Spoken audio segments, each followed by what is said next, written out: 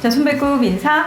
안녕하세요. 안녕하세요. 위클리의 문희정입니다. 이학범입니다. 자, 제21대 대통령 선거가 며칠 남지 않았습니다. 저희가 위클리의 451회에서 주요 후보들의 대선 공약을 한번 짚어드렸어요. 네, 당시에 10대 공약에는 더불어민주당 이재명 후보만 반려동물 양육비 부담 완화 및 의료 서비스 강화, 그리고 동물 학대자의 동물 소유권 및 사유권 제한을 언급했고, 나머지 주요 후보들은 10대 공약에 아예 동물 공약이 없었다 이렇게 말씀드렸습니다. 맞아요. 다만 국민의힘의 김문수 후보의 경우에는 동물병원을 방문해서 현장의 목소리를 정책에 담겠다 이렇게 발표했었습니다. 네, 그때 사실 구체적인 내용이 없어서 좀 아쉬웠었는데 아마도 동물 공약 그래도 발표를 할 거다. 그래서 자세한 내용이 나오면은 저희가 위클리벳에서 한 번 더 소개를 해드리겠다라고 말씀을 드렸었는데요. 네. 자, 그때는 책자형 선거 공보, 전단형 선거 공보도 발표되기 전이었거든요. 맞습니다. 5월 18일에 책자형 선거 공보가 공개가 됐고요. 5월 22일에 전단형 선거 공보가 공개가 됐습니다. 그런데 이 주요 후보의 선거 공보에 모두 동물 관련 공약이 없었습니다. 아예 동물이라는 글자를 찾아볼 수 없었거든요. 다만 이재명 후보의 경우에만 이 선거 공약서에 생물 다양성 복원을 위해 노력하겠다는 내용이 나옵니다.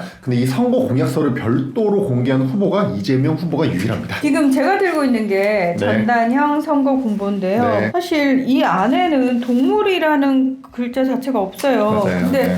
지난 대선 때는 사실 좀 달랐잖아요. 맞습니다. 사실 지난 20대 대선 때는요, 주요 후보 4명이었던 이재명, 윤석열, 심상정, 안철수 후보 중에서 윤석열, 심상정 후보가 책자형 선거 공보에 동물 공약을 넣은 바가 있습니다. 지금 대선이 핵심 의제가 동물이 아니다 보니까 네. 그런데도 살짝 저희 입장에서 좀 아쉬운 부분이 있어요. 네. 동물 공약이 계속 후퇴하는 건 아닐까라는 그 약간의 두려움도 있고요. 자, 선거 공보에는 담기지 않았지만 그래도 주요 후보들이 동물 관련 공약을 발표하기는 했어요. 맞습니다. 네. 이재명 후보는 5월 21일에 직접 자신의 SNS를 통해서 동물 공약을 발표했고요. 같은 날 김문수 후보 역시 국민의힘 정책총괄본부를 통해서 동물 공약을 발표했습니다. 자세히 한번 살펴보겠습니다. 이재명 후보는 반려동물이 행복할 때 반려가족이 행복할 수 있고 비반려인이 행복할 때 모두가 행복할 수 있다. 사람과 동물이 조화롭게 공존하는 문화를 조성해서 다 함께 행복한 동물복지 선진국을 만들겠다면서 동물복지 중심 체계로 정책 패러다임 변환, 반려동물 양육비 부담 완화, 학대 및 유기 방지, 건강한 반려동물 문화 확산, 농장동물,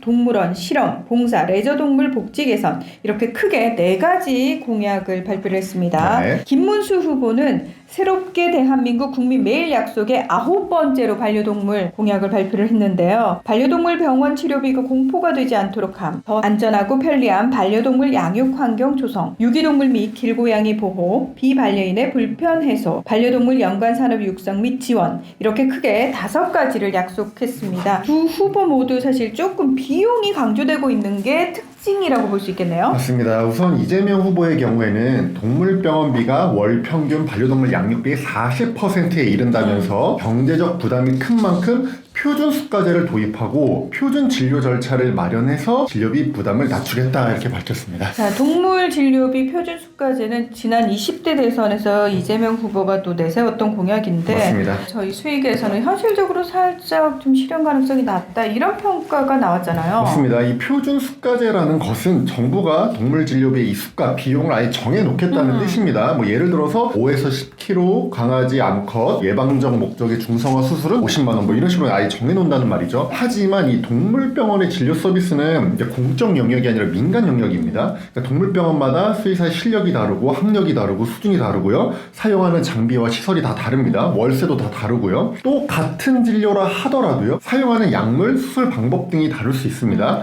앞에서 언급한 암컷 중성화 수술의 경우에도 개복 수술을 하는 경우도 있지만 최근에는 이 복강경 수술을 하기도 하거든요.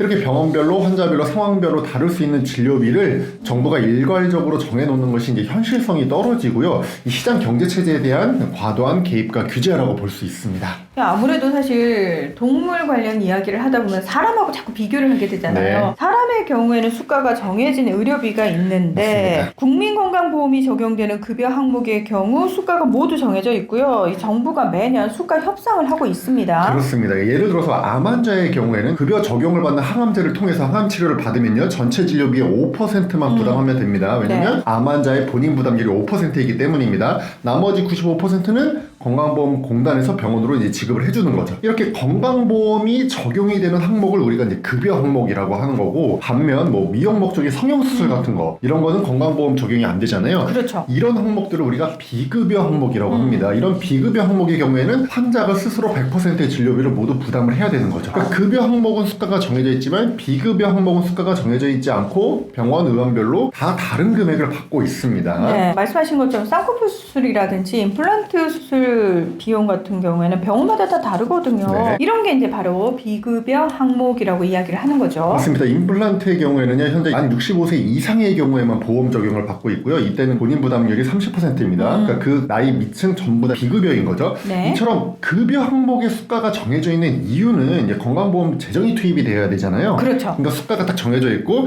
수요가 어느 정도 예측이 되어 있고 환자 본인 부담률이 결정이 되어 있어야 그럼 우리가 세금을 얼마나 투입할 것인지를 파악할 수 있기 때문입니다. 네, 이해가 돼요. 근데 동물의 경우에는 펫보험이 있긴 하지만 국가 재정이 투입되는 건강보험은 없는 거잖아요. 맞습니다. 네, 그래서 수가를 정한다는 게 사실 좀 이제 맞지 않는다 이런 뜻이잖아요. 정확히 그렇습니다. 이제 사람으로 치면은 이 모든 동물 진료 항목은 다 비급여 항목이라고 볼 수 있는 셈입니다. 그렇죠. 그러니까 공적 영역이 아닌 민간 영역이라는 거죠. 그런데 정부가 이제 수가를 정해놓겠다고 하니까 이제 정말 현실성이 떨어진다고 볼 수 있습니다. 예를 들어서 성형외과마다 의사의 실력, 장비, 시설, 월세 등이 전부 다른데 쌍꺼풀 수술은 전부 얼마 이렇게 딱 정해놓겠다는 뜻입니다. 식당으로 치면요, 김치볶음밥 금액을 정해놓는다는 얘기고요, 뭐 미용실의 커트 금액을 정해놓겠다는 얘기고요, 짜장면 값을 모두 똑같이 맞춰놓겠다는 거가 같은 논리입니다. 그러니까 좀 말이 안 되는 거죠. 동물 진료비의 표준수가제를 언급을 하려면 정부가 이 동물 의료 시장을 공적 영역으로 어디까지 볼 거냐, 그리고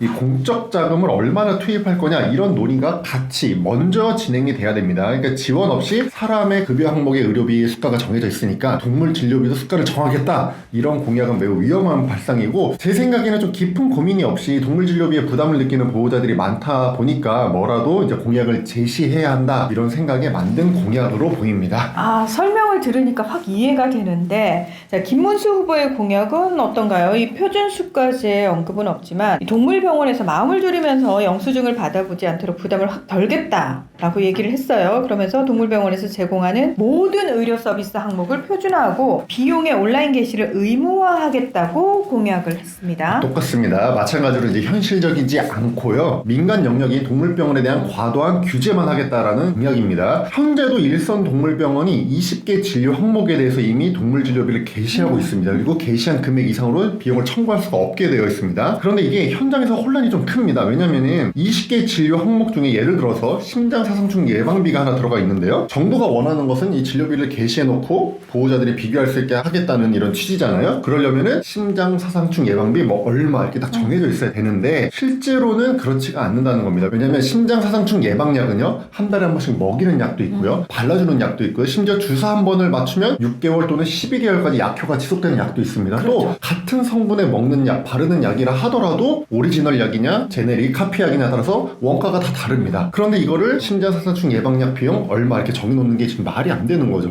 게다가 같은 브랜드의 같은 약이라 하더라도 강아지 체중에 따라서 금액이 달라지거든요. 그렇죠. 그냥 이 항목은 심장사상충 약 하나라고 적어놓지만 써놔야 될 게 너무 많은 거고요. 이거를 비교한다는 게 사실상 불가능한 겁니다. 그래서 현장에 오히려 혼란만 준다, 이런 지적이 나오고 있습니다. 실제로 게시된 진료비 이렇게 보면요, 뭐 체중에 따라 다른, 체중에 따라 변동, 상황에 따른 추가 비용 별도, 이런 식으로 명시되어 있는 경우가 많습니다.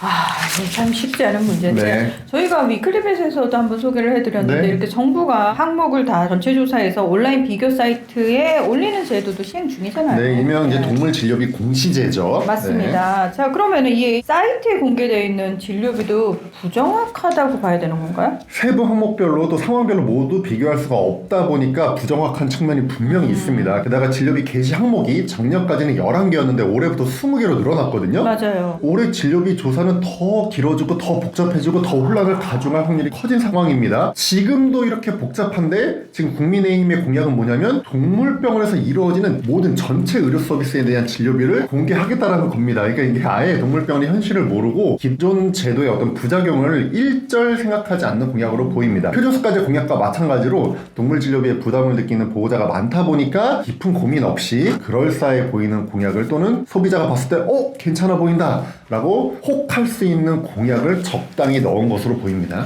자, 그리고 또 하나 살펴봐야 될 게 국민의힘 공약에는 반려동물 진료 기록 공개 의무화 공약이 들어가 있거든요. 네. 이거 저희가 한번 다뤘던 내용이에요. 맞습니다. 현재 수의사법에 따라서 수의사는 진단서, 검안서, 증명서, 처방전의 발급을 요구받았을 때 이걸 거부할 수가 없습니다. 그렇죠. 이를 위반하면 100만 원 이하의 과태료가 부과되거나 면허 효력 정지 처분을 받을 수도 있습니다. 그런데 이 진료부 발급은 의무화되어 있지 않기 때문에 진료부 발급을 요청받아도 진료부를 떼어주지 않아도 괜찮습니다. 처벌되지 않습니다. 이에 따라서 동물 진료부 공개를 좀 의무화하자라는 목소리가 높습니다. 이게 네. 법안도 여러 번 발의가 됐거든요. 네. 그런데 현재 수의사 처방제에 약사 예외 조항이 있습니다. 저희가 너무너무 많이 얘기했죠? 그렇죠. 부작용, 오남용 위험이 큰 동물용 의약품을 현재는 누구나 쉽게 아무런 제한 없이 처방전 없이 약국에서 살 수 있는 상황입니다. 이런 상황에서 수의사의 자세한 진료부까지 공개가 되면은 현재 불법인 반려동물에 대한 자가진료가 늘어나고 동물학대가 훨씬 더 증가할 수밖에 없는 상황입니다.